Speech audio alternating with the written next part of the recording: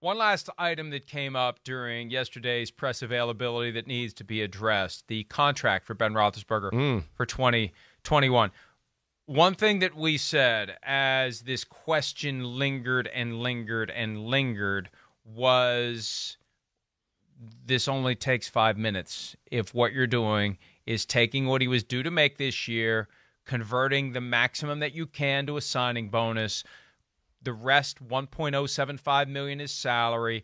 Everything else gets spread. You put on dummy years on the back end. It's very easy to do. Very easy to do to create maximum cap space for Ben Roethlisberger without him giving up any money. And we had predicted that the problem was the Steelers want him to give up money, and he doesn't. And I was told at one point, hey, the Steelers haven't asked him to give up anything. Well, Roethlisberger now claims that the $5 million that he gave up in 2021 pay was his idea. Here he is talking about that yesterday. What was your reaction when the Steelers asked you to take a pay cut? Were you hurt? Were you surprised? Just what were your emotions? Ray, it was my idea. I told them I want to help the team out however we can. And so I went to them and told them that I would do whatever I could to help the team sign, the guys that are going to help us win football games. I've been extremely blessed to play this game for a long time. And so, that was one of the reasons I wanted to come back, because I knew we had obviously a great defense and some amazing weapons on offense. And so I wanted to come back to be a part of what I think is a special football team that everyone's overlooking, which is kind of cool too. And so in order to do that, to help get guys here, I felt that it was necessary to do that. See, without getting into the nuts and bolts of it, Chris, I think it was more about the way they did it, not having some huge cap number that they have to deal with next year if he's gone.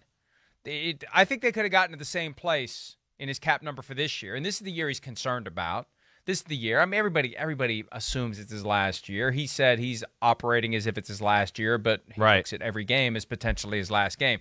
I don't buy that it was his idea unless they put the Jedi mind trick on him and got him to think it's his idea when it was really their idea. Well, I'm kind of with you on that thought. Right? I'm in my experience or being around football world, I would think, first off, this ain't his first rodeo. He knows what's going on. He knows the reality of the situation and the conversation around him, right? I mean, second thing is, I'm sure he had a little inkling about, what's going on here? Does Pittsburgh want me back?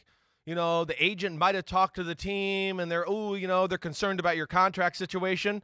And what he basically did is took the power back into his own hands and said, hey, I'll take less. I want to be your quarterback. I'll take less. And he kind of stopped that conversation and made it easy on the team. And he took pressure off the situation altogether by doing that. So, I mean, I think it was a smart play by him, really. Maybe the only play, maybe a little bit of a political play to do that and get out in front of it if it was his idea. But I think it was the right thing to do for him, especially. He wants to play. He probably sensed that they were juggling around some things in the back end a little bit. And he said, wait, I'll make it simple. Here you go. I'll play for, basically peanuts. Just bring me back. And that's kind of the way at least I envision it going down. I mean, the bottom line is $5 million went away. Yeah. $5 million is gone. He's still going to make 14, but $5 million gone. And I don't care how much money someone has. They don't want to just give up $5 million voluntarily. You don't get to that point where you have that much money if you're that reckless with your attitude toward $5 million. And it reminds me of 2015. Remember, they cut Peyton Manning's salary by, I think it was $4 million. Yeah. But also gave him the opportunity to earn it back by winning the Super Bowl. Oh, and he did. Right. That's what surprised me about this. They took away the $5 million with no face saver. They could have put a little face saver in there that you put in incentives that earn that money back if they would win the Super Bowl. And the fact that that wasn't in there, I just think that was the only way he was coming back.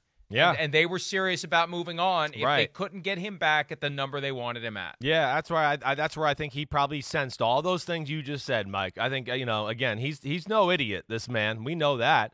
And he's a baller, and he loves Pittsburgh, and he's one of the greatest players in the history of that organization. So, yeah, I think he did this to kind of just soothe it over and make the decision a little easier for the Pittsburgh Steelers. And well done. And listen, I still got faith in Big Ben.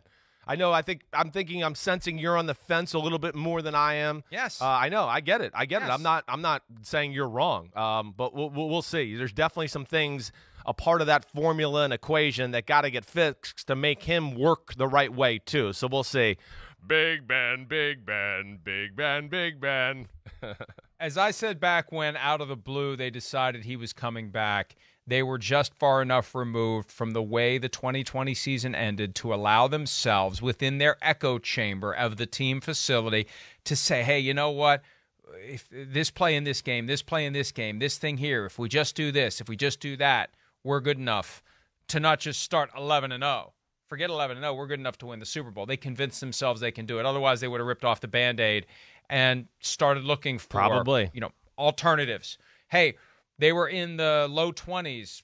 They could have tried to get in position to get Mac Jones. Yeah. They had to have thought about all their possibilities, all their options. They had to, but they got themselves convinced at the end of the day that our goal is to win a Super Bowl, and every year we try to win the Super Bowl, and this year the best way to win the Super Bowl is to keep Ben around. I predict by November, because of the physical breakdown of a guy who's going to be halfway between 39 and 40, more than halfway between 39 and 40, they're going to regret it. He's going to regret it, and they're going to regret it. That's my prediction. If I'm wrong, great, but I can't stifle that belief.